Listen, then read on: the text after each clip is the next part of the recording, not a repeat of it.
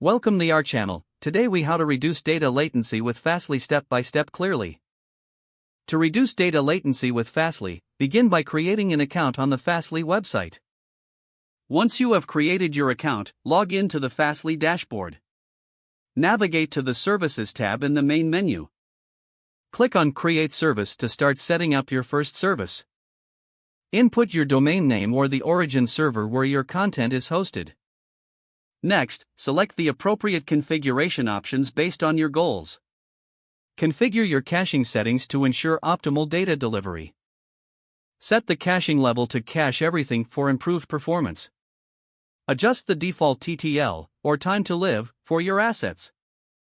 Now, add any necessary custom VCL if you need specific behavior for your content. Proceed to domains and add your custom domain to enable SSL if required.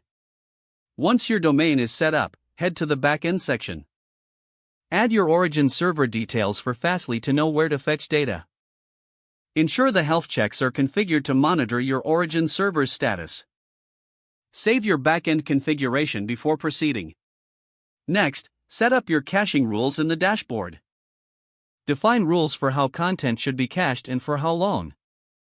Now you can enable real-time analytics to monitor performance. Navigate to the logging section to set up logging services like AWS S3 or Google Cloud Storage. Integrate any third-party services if needed for additional functionality. Finally, conduct a performance test to measure latency improvements. Monitor the analytics dashboard post-deployment to evaluate the effectiveness of your changes. Adjust your configurations as necessary based on the data collected. If the page does not load, refresh the browser or try again in a private or incognito window. Make sure you are using the correct email address, then retype it carefully to avoid small typos. If your password is not accepted, use the reset option and create a new strong password you can remember. Check your spam folder for verification or security emails, then complete any requested confirmation steps.